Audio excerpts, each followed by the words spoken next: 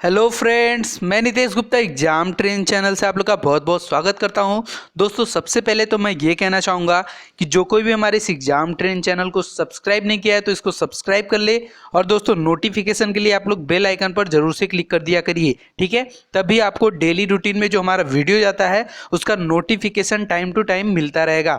और दोस्तों, हमारे इस एग्जाम ट्रेन चैनल पर आपको daily current affairs, UP special, Ghatna Chakra का सार, भारत की राज्य व्यवस्था, static GK, science, geography, economics, इन सभी विषयों की मुफ्त क्लासेस दी जाती हैं। तो जिस किसी को भी इन सभी विषयों की मुफ्त क्लासेस देखनी हो वो हमारे एग्जाम ट्रेन चैनल के प्लेलिस्ट में आए और वहां से इन सभी विषयों की मुफ्त क्लासेस ले सकता है। और दोस्तों, आज हम हिस्ट्री स्पेशल के पार्ट 56 को कवर करने वाले हैं और आज का जो हमारा टॉपिक है यह है साइमन कमीशन 1927।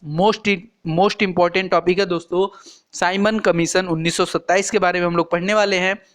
इस टॉपिक से जितने भी क्वेश्चन एग्जाम में आए हुए हैं उन सभी क्वेश्चन को हम लोग आज कवर करेंगे। तो आइए शुरुआत करते हैं साइमन कमीशन की, ठीक है। आज का हमारा दोस्तों सबसे पहला क्वेश्चन है कि साइमन कमीशन भारत किस वर्ष आया। साइमन कमीशन जो था यह भारत किस वर्ष आया, तो दोस्तों 1928 में आया, ठीक है। कब आया? 1928 में। 1919 ईस्वी के मॉन्टेग्यू चेम्सफोर्ड एक्ट में 10 वर्ष पर इसकी समीक्षा हेतु एक संवैधानिक आयोग के गठन का प्रावधान था और आयोग को यह देखना था कि यह अधिनियम व्यवहार में कहां तक सफल रहा तथा उत्तरदायी शासन की दिशा में कहां तक प्रगति करने की स्थिति में है, ठीक है। और लेकिन ब्रिटेन कंजर्वेटिव सरकार ने इसकी समीक्षा हेतु 2 वर्ष पूर्व ही नवंबर 1927 में साइमन कमीशन की नियुक्ति कर दी, ठीक है। कब? तो 2 वर्ष पहले ही साइमन कमीशन की जो है नवंबर 1927 में साइमन कमीशन की नियुक्ति कर दी। जॉन साइमन की अध्यक्षता में गठित इस आयोग में कुल 7 सदस्य थे।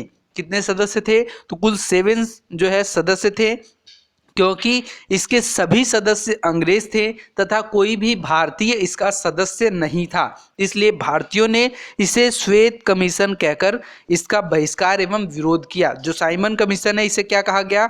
श्वेत कमीशन। श्वेत का मतलब होता है सफेद, ठीक है। तो इसे गोरा कमीशन बोले तो श्वेत कमीशन कहकर इसका बहिष्कार एवं विरोध किया गया। और साइमन कमीशन 3 फरवरी 1928 को बंबई पहुंचा। कब?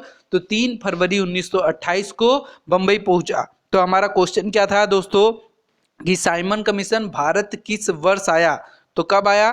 3 फरवरी 1928 को बंबई पहुंचा, ठीक है। हमारा अगला क्वेश्चन है कि साइमन कमीशन का कौन एक सदस्य उदारवादी दल का था। तो दोस्तों, साइमन कमीशन का सर जॉन साइमन सदस्य थे और यह उदारवादी दल से थे। साइमन कमीशन की अध्यक्ष सर जॉन साइमन उदारवादी दल बोले तो लिबरल पार्टी के सदस्य थे। जबकि भारत की स्वतंत्रता 1947 के समय ब्रिटिश प्रधानमंत्री क्लीमेंट एटली इस कमीशन में श्रमिक दल बोले तो लिबरल पार्टी के सदस्य के रूप में शामिल थे, ठीक है। हमारा अगला क्वेश्चन है कि भारतीयों ने साइमन कमीशन का बहिष्कार किया था क्योंकि इसका कोई सदस्य भारतीय नहीं था, ठीक है। यही रीजन था कि भारतीयों ने साइमन कमीशन का बहिष्कार किया था और इसे क्या कहा था? यह एक श्वेत कमीशन है, ठीक है, जिसमें केवल अंग्रेज आए हैं, ठीक है। क्योंकि एक भी भारतीय नहीं था इसीलिए साइमन कमीशन का बहिष्कार किया गया। आइए बढ़ते हैं अगले क्वेश्चन की तरफ। हमारा अगला क्वेश्चन है दोस्तों कि किसके सुझावों पर भारतीयों को साइमन कमीशन से बाहर रखा गया।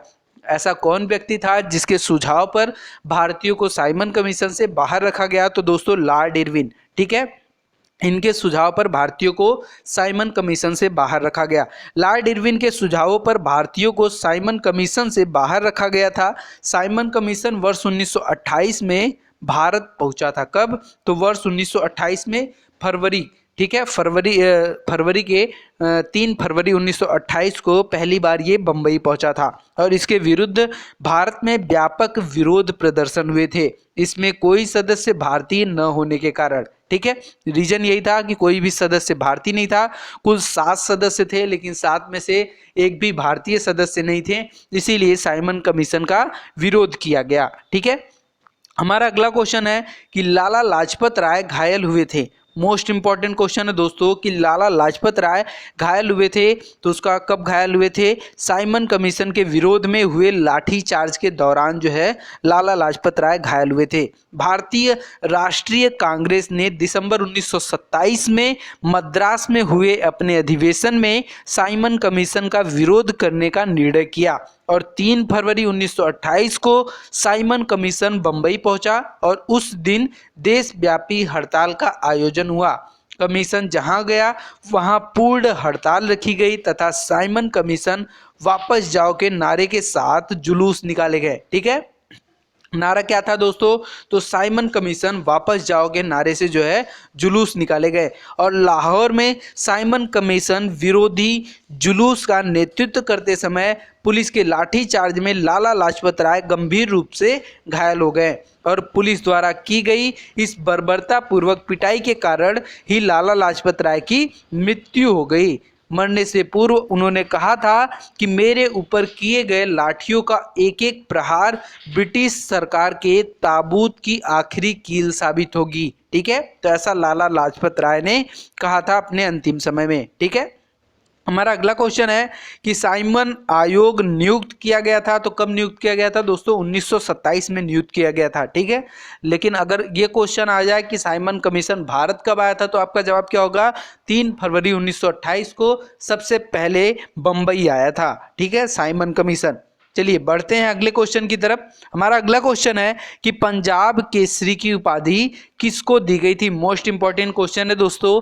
पंजाब केसरी की उपाधि किसको दी गई थी? तो लाला लाजपत राय को दी गई थी। लाला लाजपत राय जिनका समय टाइम पीरियड था 1865 से 1928, यह पंजाब के प्रमुख राजनीतिक नेता थे जिन्होंने ब्रिटिश राज के विरुद्ध स्वतंत्रता आंदोलन का नेतृत्व किया था और उन्हें पंजाब केसरी की उपाधि दी गई थी। क्या कहा गया था? पंजाब केसरी। ठीक है, हमारा अगला क्वेश्चन है कि नेहरू रिपोर्ट तैयार की थी। नेहरू रिपोर्ट तैयार की थी, तो कौन तैयार किया था दोस्तों? ML नेहरू। ठीक है, साइमन कमीशन 1927 के प्रत्युत्तर में नेहरू रिपोर्ट 1928 तैयार की गई थी जिसमें भारत के नए डोमिनियन संविधान का खाका था। इसे तैयार करने वाली सर्वदलीय समिति के अध्यक्ष मोतीलाल नेहरू थे। कौन था? मोतीलाल नेहरू थे। जवाहरलाल नेहरू इसके सचिव थे। 2 मुस्लिमों सहित कुल 9 अन्य लोग इस समिति के सदस्य थे। कितने लोग? तो कुल 9 अन्य लोग जो है इस समिति के सदस्य थे। ठीक है, अगला क्वेश्चन हमारा कि कौन वर्ष 1928 में इंडिपेंडेंस फॉर इंडिया लीग के गठन से संबद्ध थे? तो ऐसा कौन था जो वर्ष 1928 में इंडिपेंडेंस फॉर इंडिया लीग के गठन से संबद्ध था? तो दोस्तों जवाहरलाल और सुभाष चंद्र बोस। वर्ष 1928 में इंडिपेंडेंस फॉर इंडिया लीग का गठन जवाहरलाल नेहरू तथा सुभाष चंद्र बोस ने मिलकर किया था और इस लीग का उद्देश्य डोमिनियन स्टेटस से आगे पूर्ण स्वतंत्रता की मांग को मुखर करना था और इंडिपेंडेंस लीग ने ब्रिटिश राज के विरुद्ध प्रगतिशील शक्तियों को संगठित करने में महत्वपूर्ण कार्य किया। ठीक है, हमारा अगला क्वेश्चन है कि नेहरू रिपोर्ट की अध्यक्षता में एक कमेटी द्वारा तैयार किया गया था और इसका विषय था, तो क्या था इसका विषय दोस्तों? और नेहरू रिपोर्ट द्वारा क्या तैयार किया गया था? तो दोस्तों नेहरू रिपोर्ट जो था यह मोतीलाल नेहरू की अध्यक्षता में एक कमेटी द्वारा तैयार किया गया था और इसका विषय था भारत में संवैधानिक व्यवस्थाएं। ठीक है, क्या था इसका विषय? भारत में संवैधानिक व्यवस्थाएं। साइमन आयोग को नियुक्त करने वाले अनुदारपंथी राज्य सचिव लॉर्ड बिर्केनहेड के अनुसार भारतीय लोग संवैधानिक सुधार के लिए ठोस प्रस्ताव बनाने में असमर्थ थे।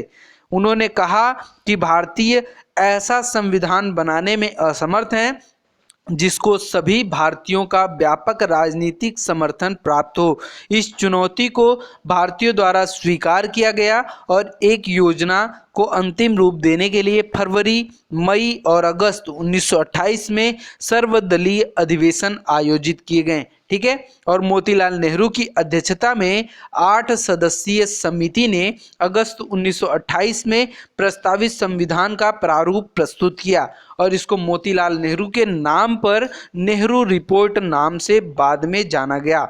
मोतीलाल नेहरू ही इस रिपोर्ट के लेखक थे और इसमें सांप्रदायिक आधार पर अलग निर्वाचन मंडल की मांग को अस्वीकार किया गया था।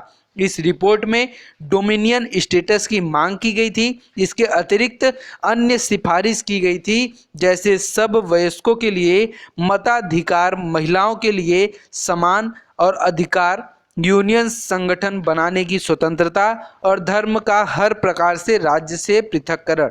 ठीक है, तो ये चीजें थी, इसमें सिफारिश की गई थी। ठीक है, हमारा आज का लास्ट क्वेश्चन होगा कि भारतीय स्वतंत्रता आंदोलन के काल में नेहरू रिपोर्ट में किस किस की अनुशंसा की गई थी। तो दोस्तों, अल्पसंख्यकों हेतु आरक्षित स्थानों के लिए संयुक्त निर्वाचन क्षेत्र और दूसरा था संविधान में भारतीयों के लिए मौलिक अधिकारों का प्रावधान। ठीक है, तो यह नेहरू रिपोर्ट में इन चीज़ों की अनुशंसा की गई थी। ठीक है, और हमारा दोस्तों अगला टॉपिक होगा कांग्रेस का लाहौर अधिवेशन और पूर्ण स्वराज प्रस्ताव 1929। ठीक है, तो इसको हम लोग नेक्स्ट पार्ट में कवर करेंगे जो है। तो अगर इसको देखना है आप लोग दोस्तों, ऐसे ही बने रहिए हमारे साथ एग्जाम ट्रेन चैनल पे, और जो कोई भी चैनल को सब्सक्राइब नहीं किया तो इसको सब्सक्राइब कर ले। दोस्तों, अगर वीडियो पसंद आया हो तो प्लीज़ कमेंट बॉक्स में कमेंट जरूर करें। ठीक है, thank you friend, thank you so much.